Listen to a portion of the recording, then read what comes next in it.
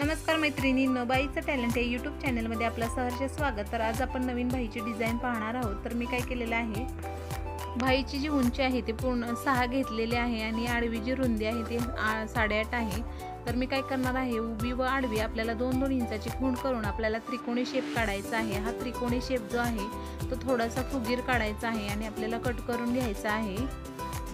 हा संपूर्ण कट कसा केलेला आहे तुम्ही पाहू शकता। आता हा जो भाग आहे तो साडीचा जो बाहीचा अस्तरचा भाग कापलेला आहे त्याच्यावरती हा भाग ठेवून आपल्याला कडेने टिप मारून घ्यायची आहे। नेहमी आपल्याला साडीचा जो भाग आहे तो एक्स्ट्रा कापून घ्यायचा आहे, जेणेकरून आपल्याला कोणत्याही प्रकारे कमी पडता कामा नये। व्यवस्थित अशी त्रिकोणी शेप येईल अशीच आपल्याला टिप मारून घ्यायची आहे।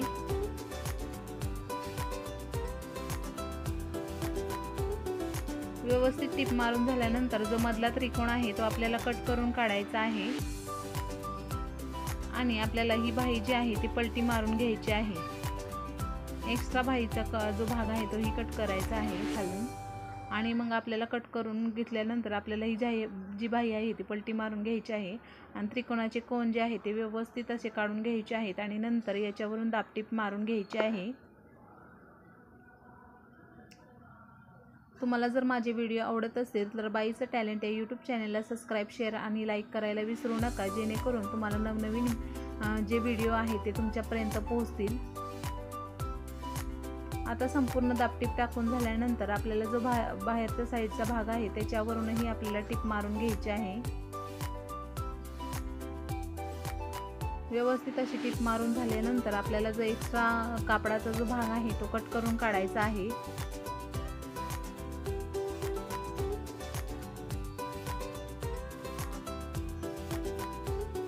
कट केल्यानंतर आपल्याला काय करायचं आहे, जो एक्स्ट्राचा भाग कडेचा आहे तोही कट करून घ्यायचा आहे।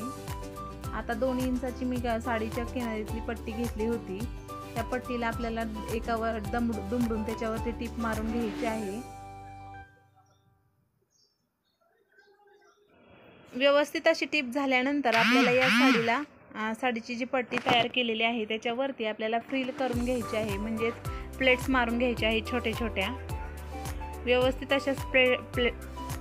अशा प्लेट्स मारून झाल्यानंतर हे आपल्याला बाहीला जोडायचे आहे, परंतु काय करायचं आहे, त्याच्या आधी आपल्याला ह्या जे प्लेट बनवून घेतलेल्या आहेत त्याच्यावरून आपल्याला लेस लावून घ्यायची आहे।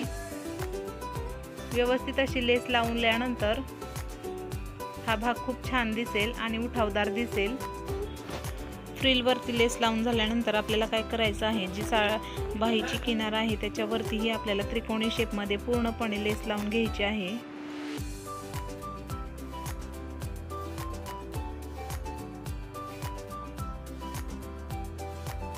संपूर्ण अशी पूर्णपणे टिप मारून घ्यायची आहे।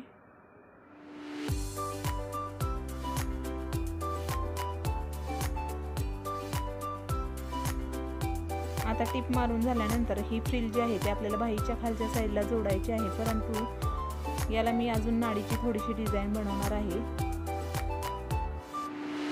तर नाडीचे 3 तुकडे करून घ्यायचे आहेत आणि त्याचा एक गुच्छ तयार करून घ्यायचा आहे आणि एका साईडने टिप मारून घ्यायची आहे।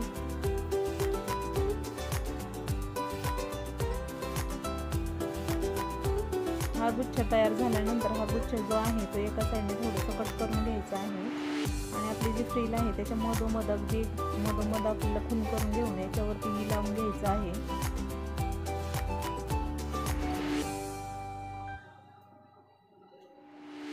व्यवस्थित टिप मारल्यानंतर आपल्याला ही फ्रिल जी आहे ती बाहीच्या मधोमध लावायची आहे।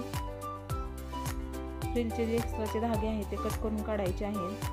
आता ही फ्रिलची बाहीला फ्रिल जोडताना आपल्याला व्यवस्थित बसण्यासाठी फ्रिल बरोबर मधोमध ठेवून आपल्याला कडेने जे आहे ते टाचणी लावून घ्यायचे आहेत, जेणेकरून आपला जो भाग आहे तो मधोमध येईल आणि मधले जे नाळे आहेत ते तिरक्या स्वरूपात आपल्याला लावायचे आहेत। अशा प्रकारे दोन्ही साईडने मी टाचण्या लावून घेतलेल्या आहेत आणि मध्ये ही नाडीला व्यवस्थित अशी टिप मारून घेतलेली आहे। त्रिकोणातील मधील नाडीला व्यवस्थित अशी मध्यभागी येण्यासाठी व्यवस्थित अशी टिप मारून घ्यायची आहे।